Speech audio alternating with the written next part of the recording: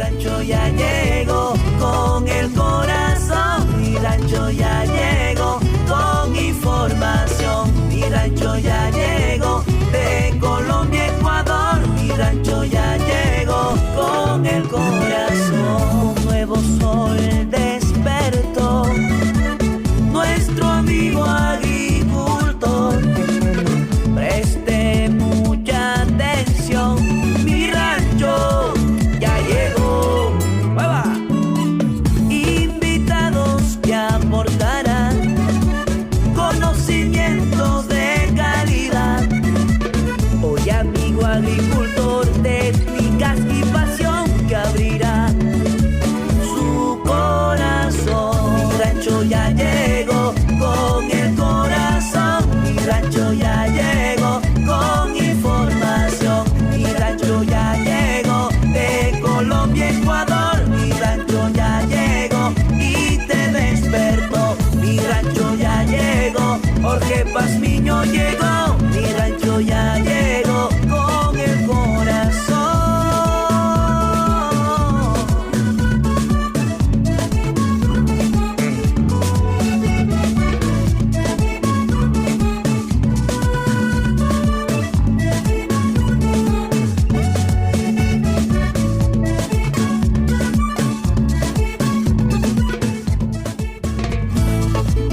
Porque el agro tiene un papel importante en el campo. Inquietudes, sugerencias y la más completa información para el agricultor. Di-Blue 88.9 FM presenta Mi Rancho. Mi Rancho, un programa agrícola y pecuario creado para fomentar el desarrollo del campo. Ingeniero Jorge Pazmiño conduce Mi Rancho. Bienvenidos. Por cortesía de BC1000 de Chemiel Ecuador tenemos la entrevista de esta semana y como les mencioné hace un momento, está con nosotros la señora Dora Glotman. Muchos de ustedes no la conocerán aquí en el Ecuador, pero ya les voy a contar quién es. Ella es mamá de 2 hijas, es escritora y periodista colombiana, trabajó durante 30 años en medios de comunicación, 15 de ellos como reportera, trabajó en Univisión en Nueva York y con NBC en Telemundo en Miami. Fue una de las primeras en Estados Unidos en cubrir eventos noticiosos tanto en inglés como en español. Gracias a su trabajo periodístico, Relato de un secuestro fue galardonada con un premio Emmy. En Colombia trabajó más de una década en Caracol Televisión, la mayor parte del tiempo como editora internacional. Ese mismo cargo lo ejerció en la revista Semana y escribió para la revista Jet Set durante varios años. Fue columnista del Espectador, un medio de comunicación escrito muy conocido en Colombia, y ha publicado artículos en El Tiempo también. En radio trabajó en la FM junto a Julio Sánchez Cristo y en Blue Radio, donde fue parte de la mesa de Mundo Blue y dirigió su propio programa de análisis internacional. También trabajó como directora de comunicación para multinacionales con operaciones en América Latina. En revista El Mal Pensante le publicó su primer cuento y medios digitales en Colombia. Ha publicado su poesía. Se graduó como periodista en The New School en Nueva York. También estudió en la Universidad Hebrea de Jerusalén y en la Universidad de Kansas. La mujer del canciller es su primera novela, con quien vamos a ver también un poquito más adelante. Con ustedes, Donna Glotman, es una persona que tiene muchísima experiencia en el sector de la comunicación. Y bueno, yo la verdad que aquí, y me preguntaba Dora también, ¿qué hace ella en un programa agrícola? 15 años al aire yo, y creo que es uno de los temas que me ha gustado traer aquí, que son fuera de lo común, que para mí también es un reto entrevistarla a ella con tanta experiencia en medios de comunicación multinacionales, se podría decir así, pero para mí es un honor también tenerla aquí. Así que Dora, buenos días y bienvenida al programa. Buenos días, Jorge, gracias por tenerme en el programa. Sí, yo tampoco tengo muy claro qué hago en un programa agrícola, pero tú has logrado convencerme de que participe en el programa, entonces aquí estoy para, como decimos en Colombia, ¿para qué soy buena? Para las que sean. Yo le decía, ¿por qué me interesa el programa? Yo con el tiempo escucho muchas entrevistas con la finalidad de aprender también cómo otras personas se manejan. He escuchado a Jaime Bailey, bueno, muchas entrevistas y mucha gente que hace entrevistas y con eso llegué a una entrevista que le hicieron a usted. y me pareció súper importante su historia de resiliencia. Nadie está exento de perder un trabajo, de perder una relación, de perder una familia, de muchas cosas. Y a veces levantarnos de allí es muy complicado. A veces pensamos que el mundo se nos viene encima y pensamos que nuestros problemas son muy grandes y no nos damos cuenta que alrededor hay gente con problemas mucho más grandes y se han podido levantar. Y venimos de una pandemia y venimos de una caída de un precio histórico en el camarón, aquí actualmente en el Ecuador, un precio que no había caído en más de 40 años. Mucha gente se ha quebrado. He hablado con empresarios agrícolas y me dicen, Jorge, estoy quebrado, no tengo, bueno, y conozco muchos casos de empresas, incluso empresas que me han auspiciado a mí. Y me pareció un tema interesante traer esa historia de resiliencia suya, porque conocí la historia de su familia en Colombia, es muy conocida para los que no saben. En Colombia, en el año 1932, J. Glotman fue una empresa muy grande, la fundó Jack Glotman, un emigrante rumano, y con los años se convirtió en la más importante cadena de almacenes importadores de artefactos. Para que tengan una idea, eran más de 1.200 empleados. Estos artefactos son lo que es la línea blanca para el hogar. Recuerdo que mi papá y mi mamá compraron en los años 50 o 60 su refrigeradora, su lavadora, donde ustedes, y por eso son muy conocidos, más de 90 sucursales. Y de repente, y como dice en la información que yo he buscado sobre usted, la niña rica dejó de ser eso. Hay una historia que por ahí pusieron un título que me llamó mucho la atención de niña rica a la mejor mesera de Nueva York. Y esa es la historia que yo he traído aquí, así que Dora, eso es lo que quiero traer aquí, su historia, su resiliencia, sus ganas de salir adelante. Y definitivamente yo creo que, y vamos a hablar de eso, la educación, las ganas. Bueno, yo creo que hay muchas virtudes suyas que me gustaría traerlas aquí. Así que, Dora, cuénteme un poquito. Empecemos por el principio. Cuénteme un poquito. ¿Quién era la familia Glotman en Colombia? ¿O quién es la familia Glotman? Pero esa historia de J. Glotman en Colombia, ¿qué pasó? ¿Por qué se quebró? Y bueno, cuéntanos un poquito esa pequeña historia. Bueno, ante todo, pues gracias por tenerme y un saludo a todos en Ecuador, un país que quiero muchísimo además y donde he estado varias veces. Em, Mi abuelo, don Jack Glotman, fundó, como bien dices, primero fundó ICASA. Primero llegó de Rumania un inmigrante judío y como tantos inmigrantes, no solamente judíos, de todas las religiones, pues llegaron a América sin nada. Y mi abuelo empezó vendiendo puerta por puerta, tocando la puerta y lo que vendía era vitrolas inicialmente. ¿Te acuerdas? O sea, de hace Sí. tanto tiempo que vendía vitrolas el hombre. Empezó con las vitrolas, pero el negocio fue creciendo hasta que mi abuelo pudo empezar a tener ya un capital importante y a importar inicialmente esta línea blanca que tú mencionas. Línea blanca son las neveras, las lavadoras, todas las máquinas, digamos, o todas lo que se necesita para el hogar es la línea blanca, pero mayormente se refiere a lavadoras y a neveras. Entonces, mi abuelo las estaba importando y cambió la ley en Colombia e importar esas neveras se convirtió en algo casi imposible. Entonces mi abuelo, por los costos, entonces mi abuelo, que era un hombre de una fortaleza y de una valentía increíble, que le costó la vida, por cierto, y ahora les explico por qué, mi abuelo decide que si ya no puede importar las neveras, va a empezar a hacerlas en Colombia. Entonces se anima a construir una fábrica de 40.000 metros cuadrados, una fábrica enorme, y la construye mucho con deuda, como funcionan muchos empresarios, o sea, él pide préstamos grandes, importantes, para poder construir la fábrica, porque él dice, si ya no puedo importar las neveras, entonces voy a empezar yo mismo a hacer las neveras. Y es ahí cuando nace ICASA, inicialmente, que es Industria Colombiana de Artefactos S.A. ICASA alcanzó a tener casi que el monopolio de las neveras o de la venta de neveras en Colombia, que fueron años pues de mucha prosperidad, pero siempre existió este fantasma de la deuda, ¿no? De la deuda con la que habían construido la fábrica. Después abrieron los almacenes J. Glotman S.A., que vendía productos que producía, valga la redundancia, la fábrica, pero también de otras cosas, inclusive ropa y telas, y empezaron a vender otra cantidad de cosas. Y J. Glotman S.A., que tuvo 90 sucursales en todo el país, fue de los primeros negocios en Colombia en vender a crédito.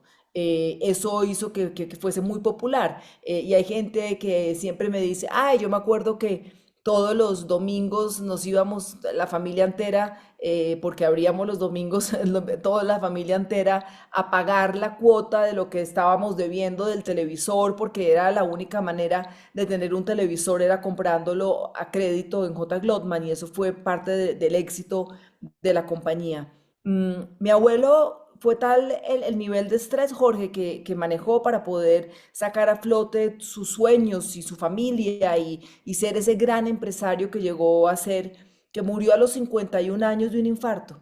Y eso hoy en día sabemos que es producto del estrés. En ese momento, pues no tanto.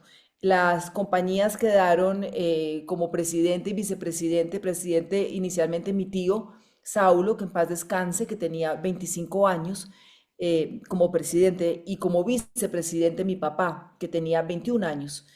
Son bebés. Tú imagínate a un muchacho de 21 años entregarle la responsabilidad de dos empresas tan grandes y de dos empresas que nacen con una deuda ya. Entonces, en realidad, ellos tuvieron muchos aciertos, crecieron aún más la fábrica, fueron aún más ambiciosos que mi abuelo. La línea blanca que estaban produciendo era de una calidad, bueno, todavía hay neveras y casa en Colombia, Sí. por todas partes uno se las encuentra y funcionan divinamente, pero existía siempre el fantasma, como te digo, de la deuda. Mi tío Saulo se salió del negocio por motivos personales, se fue a vivir a Miami. Mi papá quedó a cargo del negocio.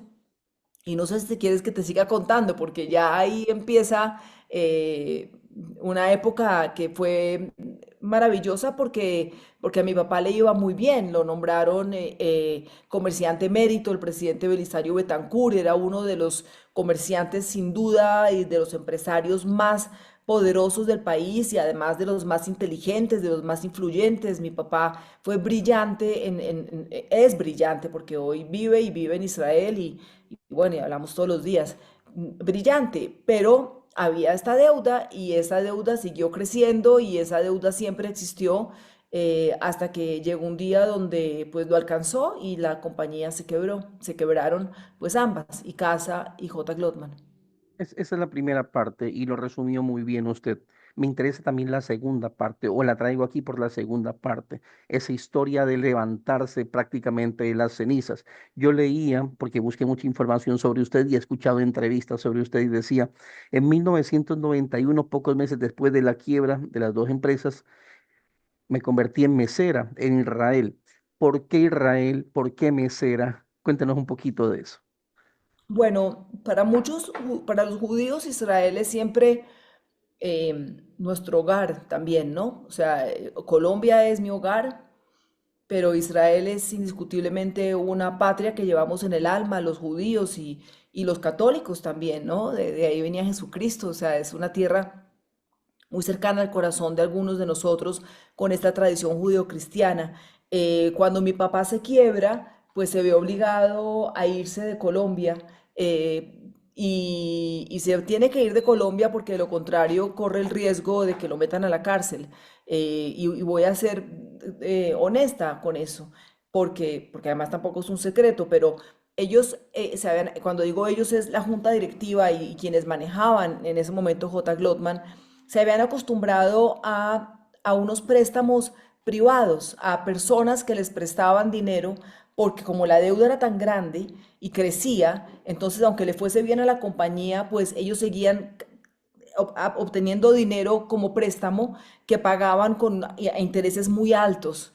Pero hubo un cambio en las leyes, que nos ha pasado a la familia varias veces. Cambian las leyes del país, hubo cambio y eso ya dejó de ser legal. Cuando ya deja de ser legal, la compañía depende de esa plata que está entrando, y eso pasa a llamarse captación de dinero. Entonces mi papá, a partir de ese momento está cometiendo un crimen cuando acepta o cuando él dice, yo sabía que estábamos haciendo eso, pero miraba para otro lado, pero él sabía que lo estaban haciendo y por eso es que hubo una consecuencia legal, digamos. Israel tiene una ley que se llama la ley del retorno. La ley del retorno es una ley que protege a todos los judíos que llegan allá y convierte a Israel inmediatamente en su hogar. Entonces nosotros nos teníamos que ir de Colombia y además nos habíamos quebrado de verdad, verdad. O sea, si nos quedamos sin plata, mucha gente acusa, ¿no? Que se robaron, que se llevaron, que ahora viven como millonarios, yo no sé dónde. No, nada de eso pasó. De verdad nos quebramos, igual que se quebraron tantas otras familias colombianas por cuenta de J. Glotman y de Icaza y de los errores que se cometieron y de las cosas desafortunadas que no fueron errores, sino que a veces, vuelvo y te digo, cambian las leyes en un país y eso a los empresarios puede dejarlos muy mal parados. Entonces Israel tiene la ley de retorno. ¿Qué quiere decir? Que todo judío apenas pise a territorio israelí tiene derecho a ciudadanía y tiene derecho a un año de gratis de vivienda, de educación, de salud, todo esto con la condición de que estudies hebreo para poder defenderte después. Entonces, por eso fue, Jorge, que terminamos en Israel y mi papá hasta el día de hoy, han pasado ya no sé cuántos años, más de 30, y mi papá pues sigue viviendo en Israel. Muy bien. Dentro de lo que usted conversaba, decía que su abuelo murió a los 51 años fruto del estrés. Yo más bien, más que preguntarle eso, me interesa conocer su criterio sobre, hay muchas empresas que crecen de pronto un poco desordenados, este, y se hace de todo por salvar una empresa, al punto que eh, el tiempo lo dejamos, el tiempo en la familia, sacrificamos prácticamente todo por una empresa. Hoy en día, con esa experiencia que ustedes han vivido, ¿qué nos podría decir? Yo creo que hay gente que se dedica solamente a trabajar o que vive para trabajar, pero que no disfruta eso que está trabajando. Yo creo que hay que ir creciendo de a poco y despacio, y está bien, todos queremos tener buenos ingresos, una empresa mucho más grande, pero yo creo que lo que no hay que sacrificar es el tiempo, no hay que sacrificar la familia, no hay que sacrificar disfrutar de eso que estás haciendo. Pues hay un fenómeno que a mí me impacta cada día más y es de mis amigos más adinerados son tal vez los más infelices.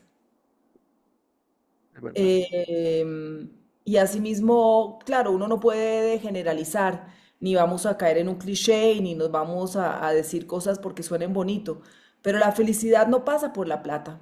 He visto familias que no tienen nada y son familias donde hay amor, donde hay risa, donde hay complicidad, donde los padres pasan tiempo con los hijos, conocen a los hijos.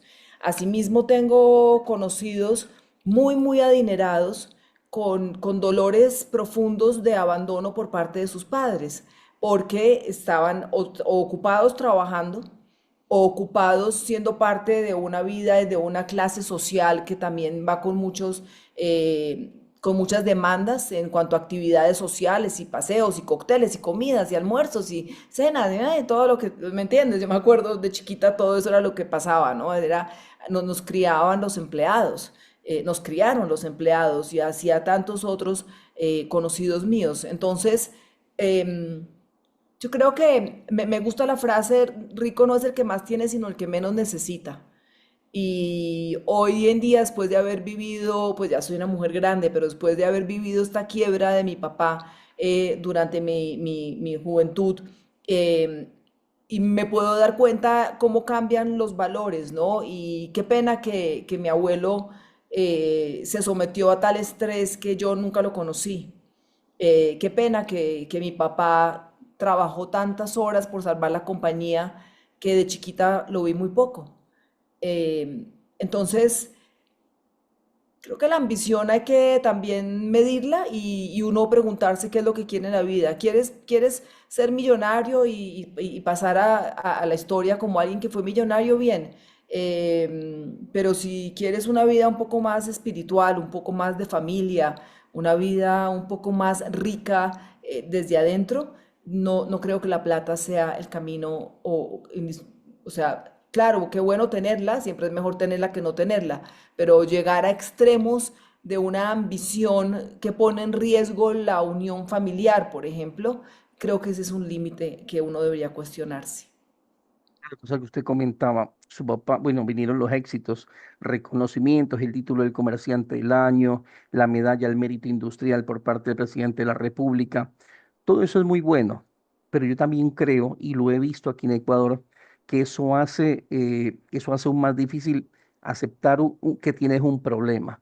Y sucede en la vida también. Entre más exitosos o conocidos somos, se nos hace más difícil aceptar que tenemos un problema, porque la gente veía la fachada muy bien, el empresario y todo, y atrás el mundo de deudas, el mundo de problemas, y por eso mismo se te hace mucho más difícil reconocerlo y dejamos avanzar, avanzar, avanzar, hasta que llega un momento que no podemos cargar ese saco. Sí, y mi papá pasó por lo menos 10 años diciendo nos vamos a quebrar, nos vamos a quebrar, nos vamos a quebrar. Pero también era raro porque mi papá decía nos vamos a quebrar, pero una semana más tarde nos estábamos yendo para Europa. Entonces era la información que recibíamos como niños era confusa, ¿no? Y era porque él estaba luchando porque no nos quebráramos. Y también para él tuvo que ser muy difícil, ¿no? Algún día se lo preguntaré, porque es mantener una fachada. Es que llegas a un evento de empresarios y pones cara de que está todo bien y todo es éxito y todo es una maravilla, pero tú sabes cuando pones la cabeza en la almohada cuánto debes y a quién le debes, ¿no? Y dónde están los problemas. Entonces yo creo que tuvo que ser muy difícil para él mantener esa doble cara en algunas oportunidades. Y frente a los hijos, pues lo que te digo, pasó 10 años diciendo nos vamos a quebrar y al punto que ya dejamos de creerle hasta que, como el pastorcito mentiroso, llegó el día en que nos quebramos de verdad. Y leía también, dice usted, recuerdo mucho el día en que decidí no ser una carga más para mi papá, pues entendí que nuestro patrimonio era poco. ¿Cómo es ese despertar después de tener todo, empleados, cocineras, de todo, despertar y decir, bueno, ahora me toca empezar de cero? ¿Cómo fue ese día para usted? Mm. Pues ese fue más que un día, fue un proceso y fue un proceso muy particular porque nosotros en Colombia vivíamos en una casa enorme, enorme, en una casa donde o sea, mi habitación estaba tan lejos de la de mis padres que, pues, que no los veía, o sea, yo podía gritar, llorar y patalear y nadie me iba a escuchar y hay muchos empleados, como mencionas tú, además de guardaespaldas, todo el problema de seguridad, escolta, los carros blindados, todo y una vida de mucho malcriadas, malcriadas. Yo no sabía preparar un café. Entonces, cuando nos quebramos, nos fuimos a vivir a Israel. Pero como te estoy diciendo que nos quebramos de verdad, verdad, nos fuimos a vivir a un apartamento chiquito. Nosotros era una familia que nunca había vivido en un apartamento, mucho menos en un apartamento chiquito, mucho menos en un espacio donde nos podíamos encontrar, ¿me entiendes? O sea, antes era, cuando estábamos en la casa en Colombia, era niñas a la mesa, gritaban la empleada, niñas a la mesa, y mientras tanto le avisaban a mis padres que estaba servida la comida y cada uno iba llegando de su esquina de la casa y nos encontrábamos en el comedor. Aquí en Israel era que uno salía en pijama de la habitación y ahí estaba mi papá. Había que acostumbrarse a eso, ¿no? Acostumbrarse a no tener servicio doméstico también. Y eso hizo que yo aprecio hasta el día de hoy mucho tener servicio, porque pues en Colombia es mucho más factible. Darnos cuenta que ninguno sabía ni siquiera usar una máquina, una lavadora después de para lavar la ropa. Nadie sabía lavar la ropa. Yo le decía, papi, te pasaste una vida entera vendiendo máquinas para lavar ropa, no sabes si uno mete primero el jabón o la ropa. No, nadie sabía. Yo me acuerdo preparando pasta con instrucciones, ¿no? Pones agua a hervir cuando el agua está hirviendo, o sea, una serie de pequeños detalles que te muestran el shock cultural al que nos sometimos como familia o la vida nos llevó a eso. Entonces, ahí mi papá empezó a ser mucho más honesto con los números. Esto es lo que tenemos. Y yo dándonos cuenta ya de cuánta plata teníamos, que esa plata no la estábamos comiendo entre todos y que no nos podíamos seguir comiendo esa plata. Y yo era la única que hablaba un poquito de hebreo. Entonces, un día decidí no ser una carga económica para mi papá y salí a un restaurante enfrente y me fui para el restaurante de enfrente y pedí trabajo como mesera. Eso fue un impacto muy fuerte para toda la familia porque no nos habían educado para hacer eso, ¿no? No nos habían educado para ser meseras, no nos habían educado para servir a nadie, no nos habían, esa no era la intención que se tenía con nuestra juventud. Pero así fue y yo fui, pedí trabajo. El dueño del restaurante no me lo quería dar porque mi hebreo era muy regular, eh, tirando a muy malo en realidad, pero tenía veintipico de años y era joven y era bonita y había un administrador en el restaurante que cuando yo me fui alejando, porque el dueño me dijo, no, si no habla hebreo no le voy a dar trabajo. Entonces yo dije, bueno, está bien, hice el intento, pero cuando me fui alejando, el administrador dijo, no, venga, le damos una oportunidad, porque me encontró simpática y me dio una oportunidad. Eso permitió que yo aprendiese más rápido a hablar hebreo y me empecé a ganar la vida por primera vez y unos meses más tarde mis hermanos que ya empezaban a tener un poco más de hebreo también, aunque el mío era mejor porque yo había estudiado un poco antes hebreo, en fin, pero ya cuando mis hermanos se sienten más seguros con el idioma, salen también mis hermanas a trabajar en bares de bartenders y yo seguí trabajando como mesera, después mi hermano también estuvo trabajando, pero yo fui la primera que salió a trabajar y fue, y era muy extraño lo que te digo, toda la experiencia era un shock cultural para nosotros. No, no lo estábamos llevando mal. Mi papá sí, mi papá tenía el dolor del fracaso, tenía el dolor de las personas que se quedaron sin su plata, sin trabajo, las personas que tuvieron que pagar cárcel. O sea, mi papá traía y cargaba una pena enorme. Nosotros como hijos, pues éramos mucho más optimistas y aventureros y activos, porque la juventud así es, ¿no? Y la juventud hace que uno se ponga las pilas. Entonces, pues sí, yo un día dije, papi, yo no voy a volver a recibir plata tuya. Y así fue siempre. O sea, yo creo que la última vez que mi papá me patrocinó algo, tal vez yo tendría 17, 18 años. De ahí en adelante todo me lo he comprado y me lo he hecho yo solita. Es fácil, entre comillas, de haber sido servido a empezar a hacer sus cosas, a aprender a hacer un café, a aprender a lavar la ropa, pero empezar a atender a otras personas, a veces nos juega el ego, nos juega el ego de empezar a servir a otras personas y todo, entonces lo vemos difícil. Pero eso ya nos habló un poquito usted, Pero nada más quiero que sepas que a mí el ego nunca o sea, el ego nunca me dolió. Afortunadamente tengo un camino espiritual hace muchos años donde nos detenemos a mirar el ego y no, de ninguna manera mi ego se ve afectado por servir a otras personas.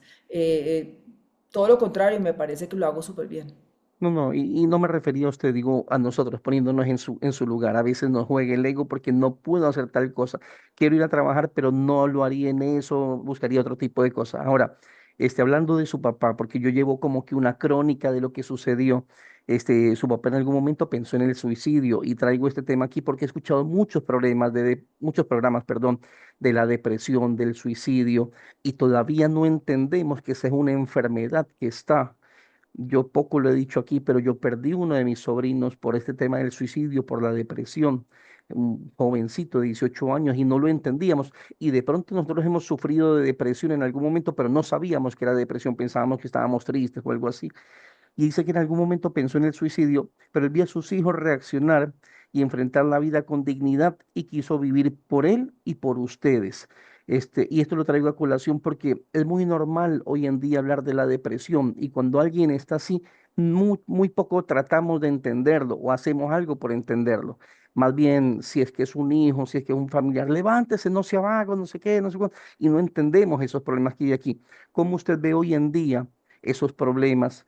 ¿Cómo cree usted que lo que hicieron, tal vez sin pensarlo mucho en ese momento, ayudó a su papá a salir adelante? Porque si ustedes no hubieran tomado ese paso, de pronto la historia sería otra. Sí, ahí afortunadamente no lo fue. Pues yo creo que hablando del tema del suicidio y de la depresión es una enfermedad. sin lugar a dudas. Pero en el caso puntual de mi papá, en ese momento de su vida, era un hombre de 40 y pico de años. No creo que califique como una enfermedad lo que él estaba sintiendo y el motivo por el cual alcanzó a contemplar quitarse su propia vida. No era una enfermedad, era la acumulación de los hechos y de la frustración. A mi papá lo que le dolía y todavía le duele es que no logró sacar adelante o no logró salvar la compañía que fundó su padre. Y mi papá siempre, mi abuelo Jack era ídolo para mi papá. Entonces, la compañía que fundó su papá se quebró y mi papá eso le dolió profundamente. A mi papá le dolía pensar la gente que había perdido plata, la gente que había quedado sin trabajo, la gente que no iba a recibir una pensión, la gente que, o sea, todos los miles de personas que fueron afectadas por esta quiebra. Entonces no era una depresión clásica como un psiquiatra podría llegar a decir, esta es una depresión clínica y es una enfermedad y hay un desbalance probablemente en el cerebro. No, aquí había motivos muy válidos para que mi papá estuviese deprimido. Afortunadamente, como dices tú, o sea, él por sus hijos, cuando él se dio cuenta que nosotros no nos íbamos a deprimir, que nosotros podíamos asumir este nuevo reto casi que como una aventura y entre todos elevarlo a él o por lo menos sostenerlo y darle motivos para sentirse orgulloso. Él seguramente pensó, en algún momento me sentiría orgulloso al ver a mis hijos graduarse de una universidad muy importante, pero no, la vida dio vueltas distintas y lo que le produjo mucho orgullo fue vernos trabajar desde jóvenes. Él iba al restaurante y le preguntaba al dueño del restaurante que cómo me estaba yendo. Y yo, ay papi, no estamos en el colegio, no le puedes preguntar al señor cómo me va, o sea, no funciona así, ¿no? Pero era él mismo dentro de esta incomodidad, ¿no? ¿Y qué tal es mi hija como mesera? ¿Y cómo le va? ¿Y qué opinan los clientes? Y usted sí cree. Y yo le decía, no, no, no, papi, nadie va al trabajo con el papá. Así que, por favor. Pero él todo eso le producía orgullo y le sigue produciendo orgullo hasta el día de hoy. El hecho de que nosotros no nos trabamos, no quedamos embrutecidos, por decirlo de una manera brusca, no quedamos embrutecidos por la crianza que recibimos de niños consentidos. Fuimos unos niños muy consentidos y muy malcriados, pero en el momento en el que tuvimos que salir a defendernos como personas y a ganarnos la vida, toda esa malcriadez quedó atrás y en el olvido. Entonces, eso a él le sirvió tal vez de ejemplo para él también reinventarse y terminó siendo y es hasta hoy en día profesor y es un muy buen profesor. Entonces, todos nos tuvimos que reinventar y todos lo hicimos con muchísima dignidad. Inventarse, resiliencia, temple. Bueno, gracias a Dios reaccionaron bien también. Ahora, usted dice, de mi experiencia en Israel, descubrí el gusto de ser económicamente independiente. ¿Y por qué traigo esto a colación? Porque hay muchas personas que están encerradas en una burbuja, ya sea de una relación sentimental, ya sea de un trabajo, del cual tienen miedo de salir porque les da miedo despegar por otro lado.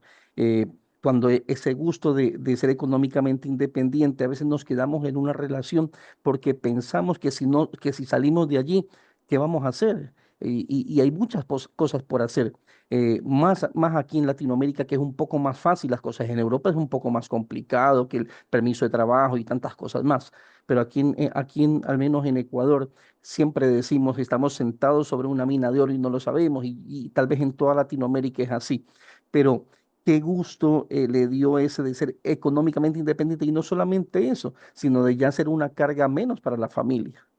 Uf, fue un sentimiento fantástico porque lo primero que hace es darte mucha seguridad.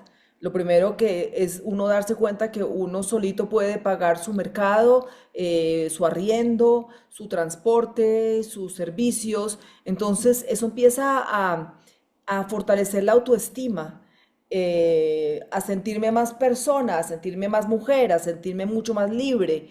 y poder yo gastarme mi plata, no te voy a decir que como quiera, porque tocaba pagar arriendo, luz, comida, o sea, transporte, todo lo que te estoy diciendo, universidad eventualmente, pero sí, pues sí da una enorme satisfacción saber que uno no está dependiendo de nadie y que no es una carga económica para nadie. Y sobre todo, ahora que tú hablas de relaciones, ¿cómo me gustaría que las mujeres que tal vez nos estén escuchando y que estén en relaciones no saludables, en las que dependen económicamente de una persona que tal vez las esté maltratando, que esas mujeres busquen la manera de empezar a ganarse de su propia plata? Porque cuando empezamos a ganar nuestra propia plata, disminuye la posibilidad de maltrato porque ya no nos están cobrando de manera violenta lo que se nos da. Entonces, y lo que hablábamos antes tú y yo sobre el ego, ningún trabajo es vergüenza. Para mí pedir limosna y estar en la calle sería terriblemente vergonzoso. O tener que hacer cosas que vayan en contra de mi ética o agredir mi cuerpo o exponer mi cuerpo de una manera que no es correcta por dinero, jamás. Pero fuera de eso, ningún trabajo tiene vergüenza. Yo fui mesera, pero además te cuento que en uno de los lugares donde trabajé al principio en Jerusalén, cerraba a las 4 de la mañana, yo terminaba limpiando los baños. No es lo más bonito ni lo que uno quisiera necesariamente para un hijo de 20 años, pero es un hijo que llegó a la casa y tiene su plata en el bolsillo y esa plata la tiene ahorradita y hay un día en que paga el arriendo y ese día no le importó haber lavado baños durante meses. Es la dignidad, es el respeto por uno mismo, es poder utilizar la salud y el cuerpo y la mente que Dios nos dio para defendernos y no tener que depender de otro. Ahora, otra cosa. Siempre decimos no tengo tiempo, no tengo tiempo para estudiar, no tengo tiempo para prepararme, no tengo tiempo para rezar, no tengo tiempo para salir con la familia, no tengo tiempo. Usted cuando está en Jerusalén, durante el día estudiaba periodismo, ya vamos a entrar un poco en esa etapa del periodismo, y de noche y los fines de semana, pues trabajaba como mesera. Me imagino lo duro que fue estar estudiando y trabajando, como usted dice, hasta las 4 o 5 de la mañana. Hablamos de sacrificio. Sí, pero también hablemos de juventud. ¿Sabes? Era una época donde uno dormía 4 o 5 horas y volvía y se levantaba. Además, sí, estudiaba y en las noches trabajaba, pero a veces en las noches terminábamos de cerrar el restaurante o el bar donde estuviese trabajando y nos íbamos de fiesta. O sea, no todo es sacrificio ni todo tiene que ser tristezas.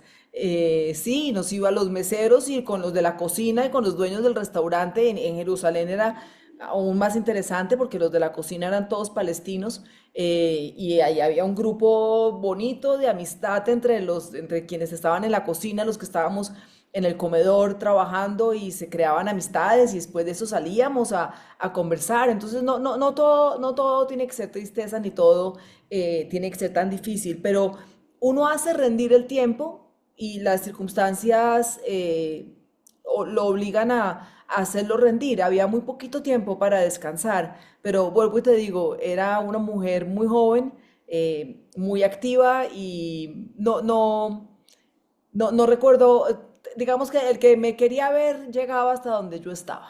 Entonces no dejé de conversar con nadie que fuese para mí interesante simplemente por estar siempre o estudiando o trabajando.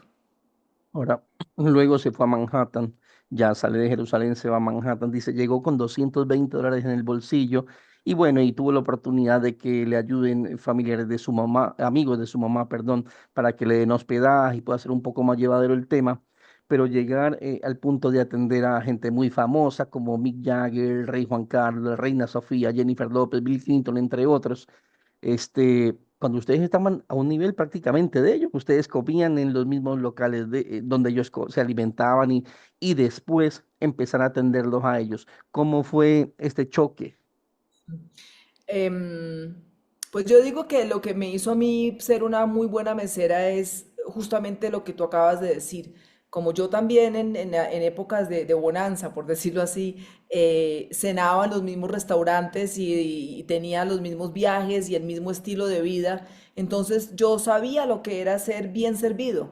Yo sabía lo que era un buen mesero, cómo era ser un buen mesero, cómo era ser bien atendido, cómo era salir de un restaurante llevándose una experiencia agradable, no solamente que la comida estuvo rica, sino además de eso, hombre, el servicio fue muy amable, la mesera que nos atendió fue amable, sin excederse, ¿no? Porque sobre todo cuando estás tratando con estos celebrities, con estos famosos que tú mencionaste, uno no puede excederse en simpatía, ni siquiera puede reconocer que los reconoce, valga la redundancia. O sea, tú puedes estar con el mismísimo Rey Juan Carlos atendiéndolo y pretender que es un comensal más. Esa es la intención y eso es parte de la elegancia que llevan algunos lugares, ¿no? Que el mesero jamás diría, ay, nos tomamos una foto. No, eso no pasa.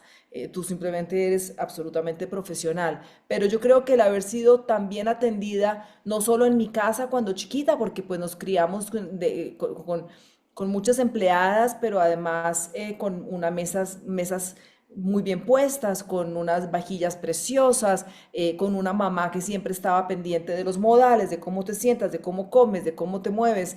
Entonces, la crianza fue tan exquisita en algunos aspectos que eso me permitió a mí ser una muy buena mesera.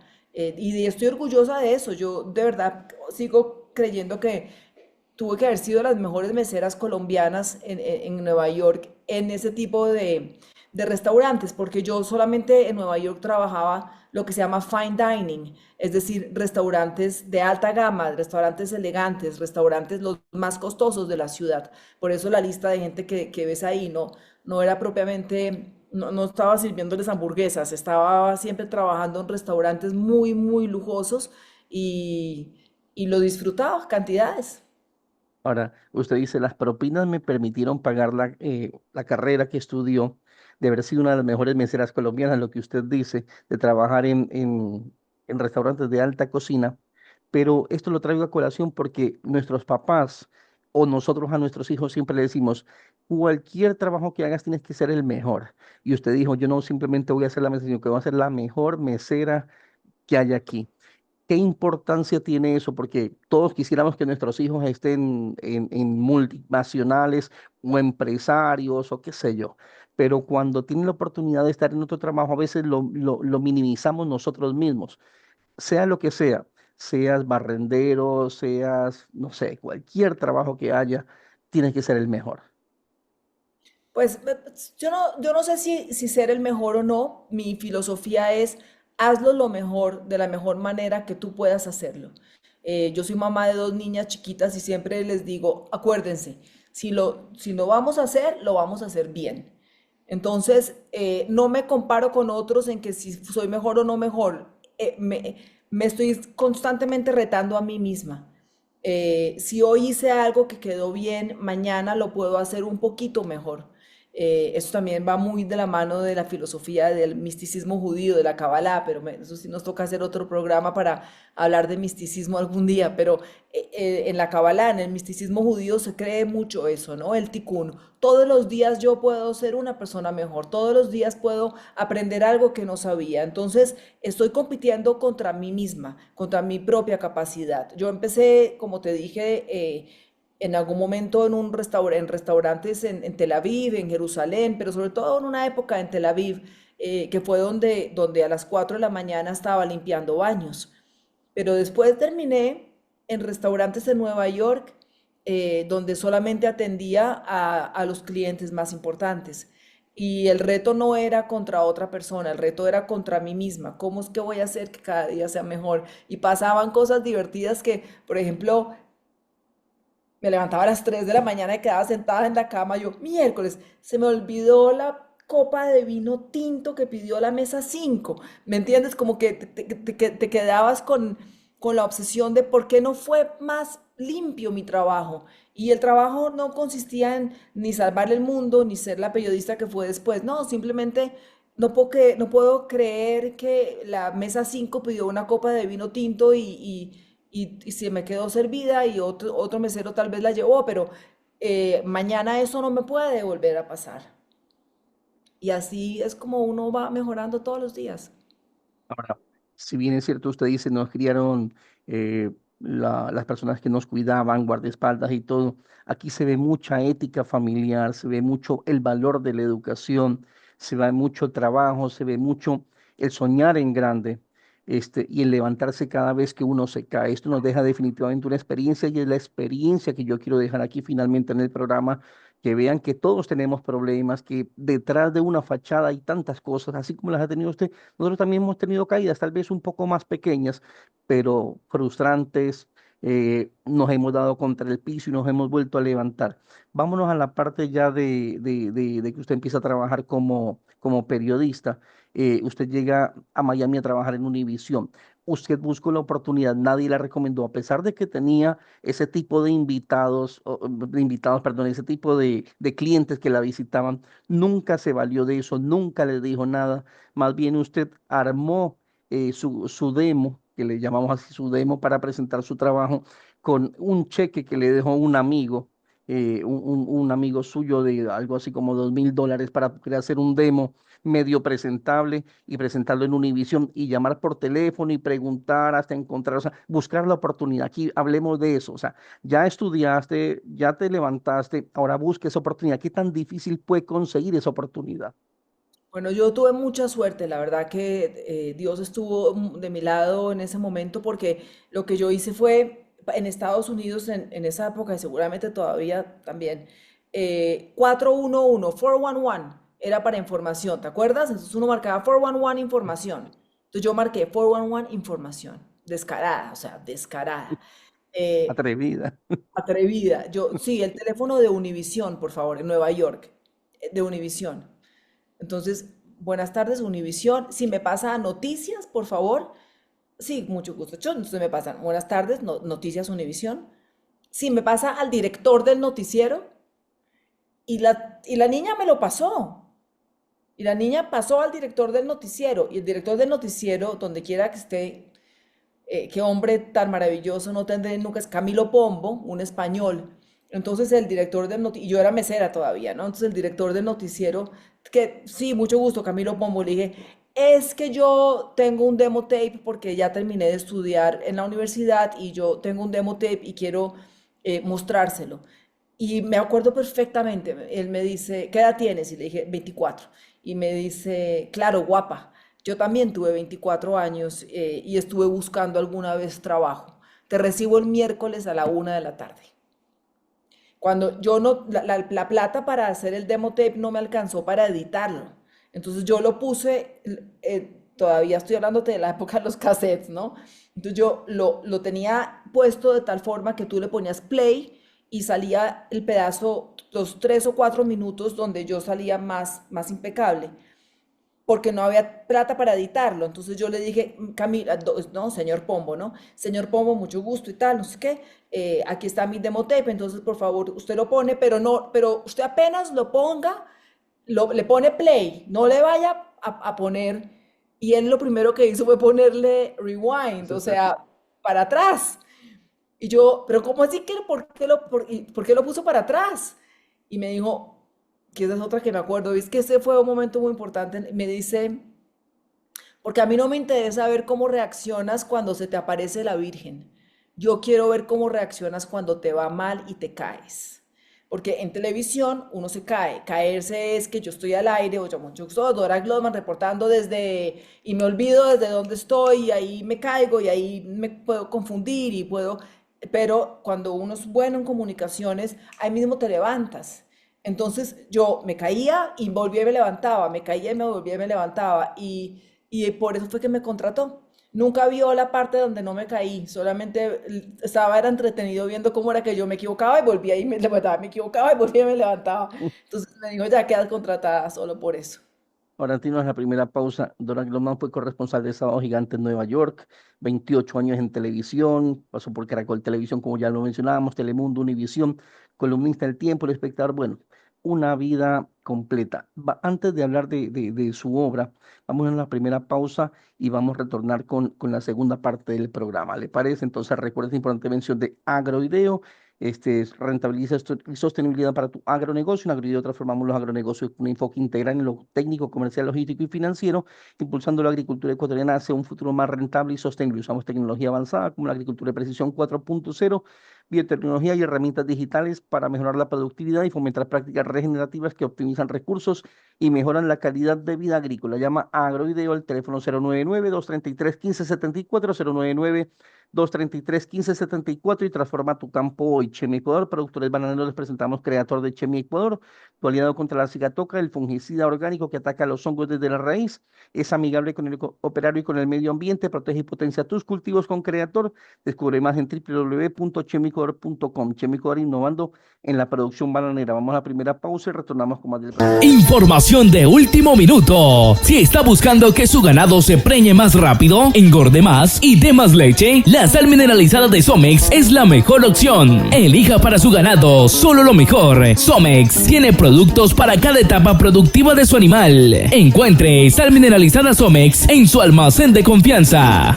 Atención, te presentamos el XAG P100 Pro, el dron agrícola más avanzado que Megadron trae para ti. Con una capacidad de 50 litros y eficiencia de hasta 22 hectáreas por hora, bombas peristálticas, boquillas centrífugas y la precisión del RTK.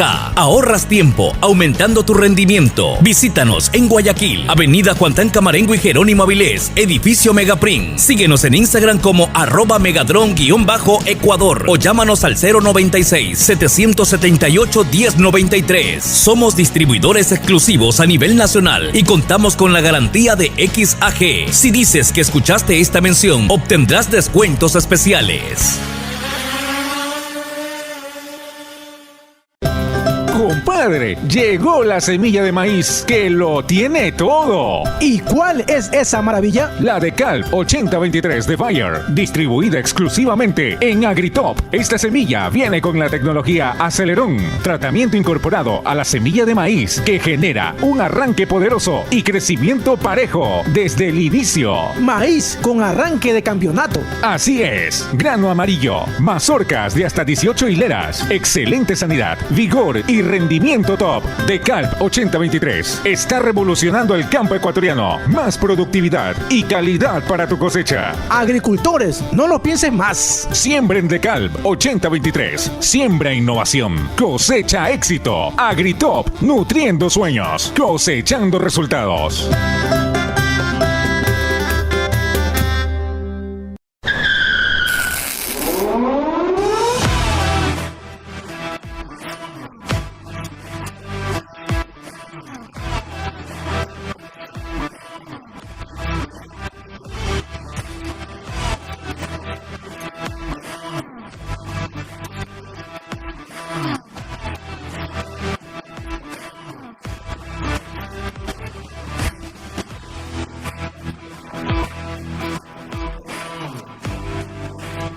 Tu vehículo, un tanque de guerra invisible.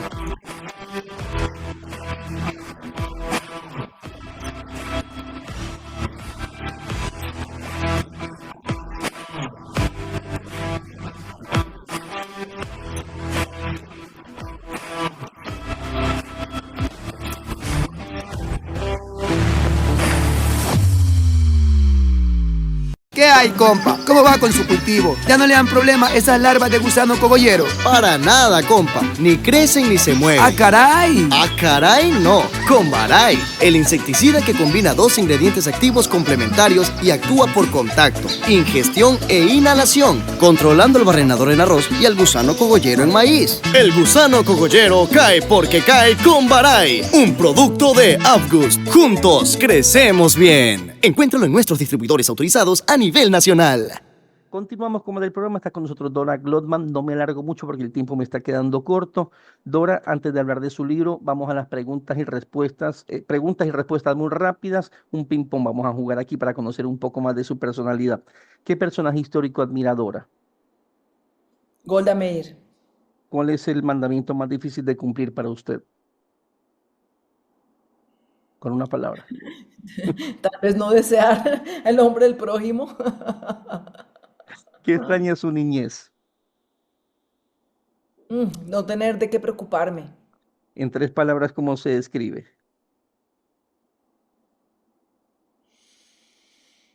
creativa, sensible y a veces impaciente. ¿Qué no le gusta de usted? Que así como la palabra es de lo que vivo, también es mi arma más letal. Su mejor trabajo, Escritora, sin duda.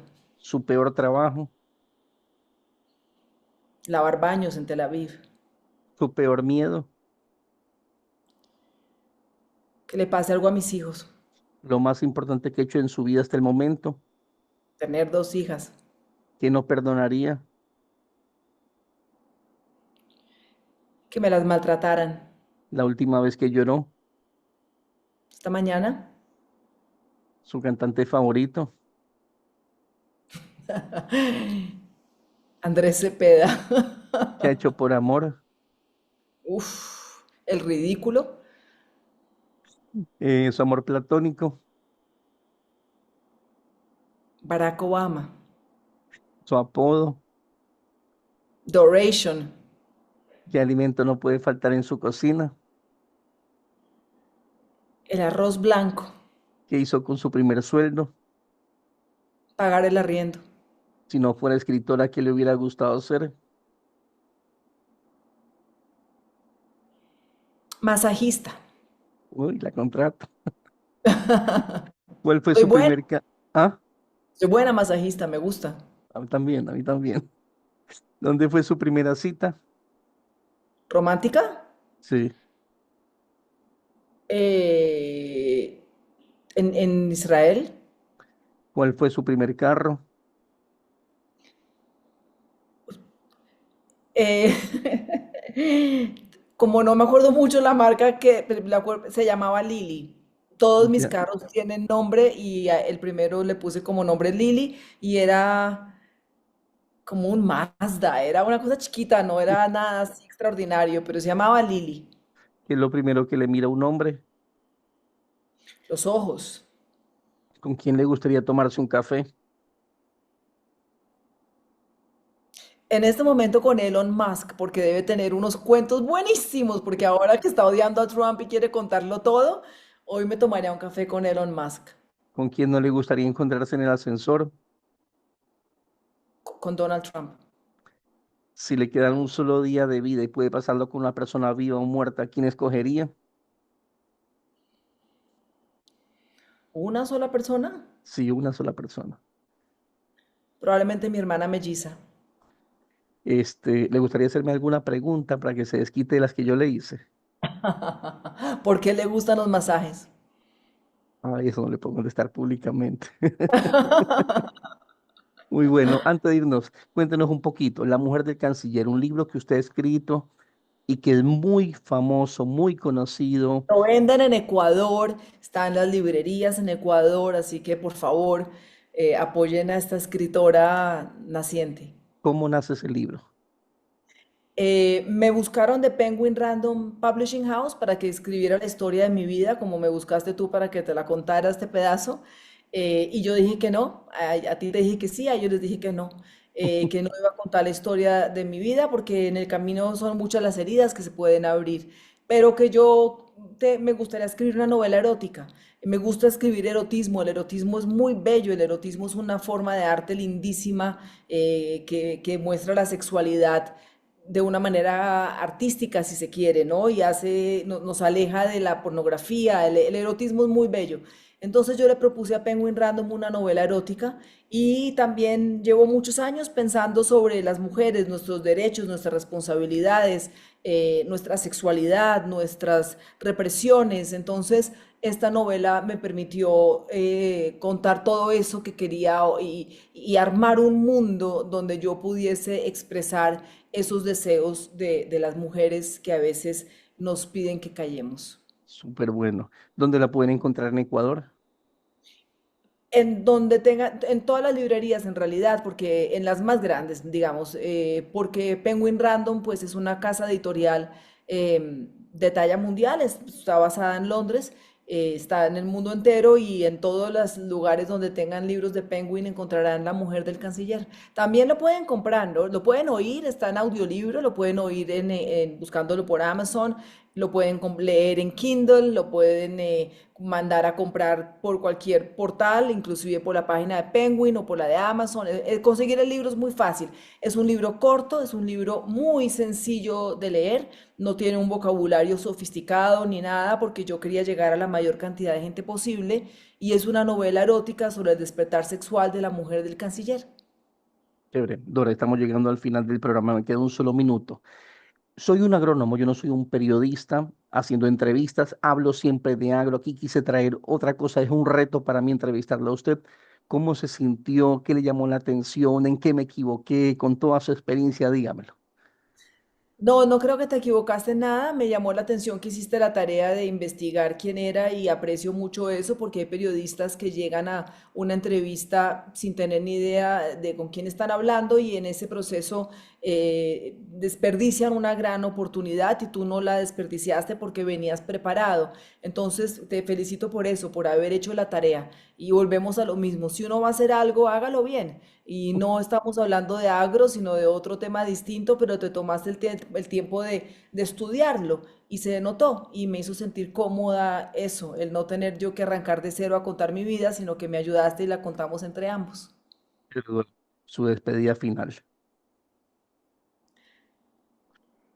Bueno, sin duda, ojalá se lean La mujer del canciller, porque pues estamos vendiendo libros, porque ya no estamos lavando baños en Tel Aviv, ahora estamos en otra cosa. Entonces, eso, y a todas aquellas personas que se sienten atravesando por un momento difícil, recordarles que mañana será distinto, que lo que estamos sintiendo hoy va cambiando, que mañana será distinto y habrán otras posibilidades y también a invitarlos a pensar por fuera de lo obvio. A veces la manera de ganarse la vida o la manera de salir adelante no es la más obvia, ni la que nos están diciendo todos que tenemos que hacer. Entonces, estar solos, en silencio, escucharse, ser creativos, permitir también a veces que el universo nos dicte cuál es el siguiente paso. No me queda más tiempo. Bendiciones a usted, Dora. Siga adelante. Muchísimas gracias por aceptar mi entrevista, mi Gracias. invitación.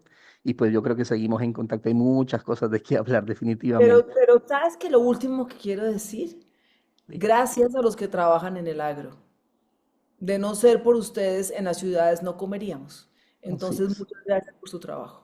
No me queda más tiempo. Bendiciones a usted, bendiciones a su familia, a sus hijas. Que siga adelante, que siga con ese empuje que tenemos los colombianos, yo creo. Y bueno, y que hay que contagiar a todo el mundo.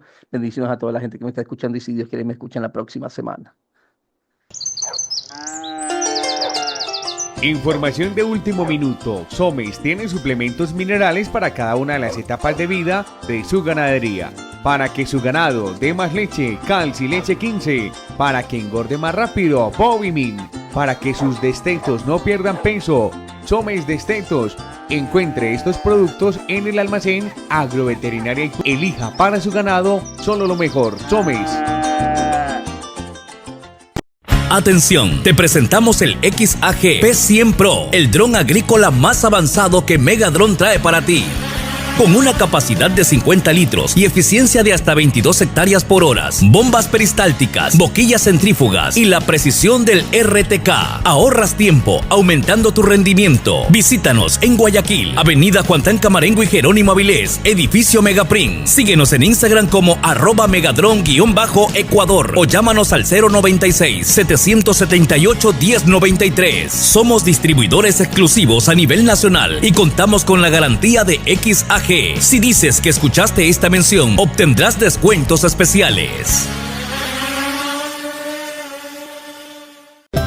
Compadre, llegó la semilla de maíz que lo tiene todo. ¿Y cuál es esa maravilla? La de Calp 8023 de Bayer, distribuida exclusivamente en Agritop. Esta semilla viene con la tecnología Acelerón, tratamiento incorporado a la semilla de maíz que genera un arranque poderoso y crecimiento parejo desde el inicio. Maíz con arranque de campeonato. Así es, grano amarillo, mazorcas de hasta 18 hileras, excelente sanidad, vigor y rendimiento rendimiento top. DeKalb 8023 está revolucionando el campo ecuatoriano. Más productividad y calidad para tu cosecha. Agricultores, no lo piensen más. Siembren DeKalb 8023. Siembra innovación. Cosecha éxito. Agritop, nutriendo sueños. Cosechando resultados.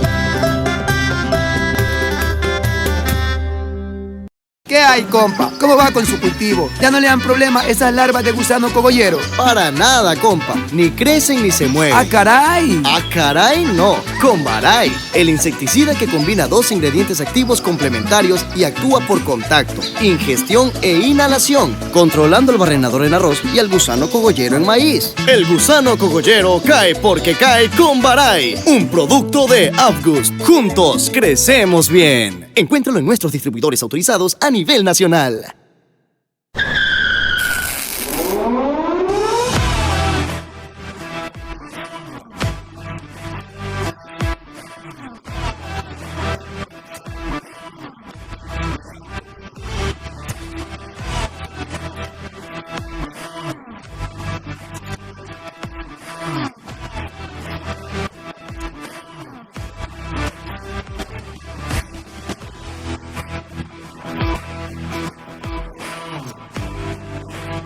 Tu vehículo, un tanque de guerra invisible.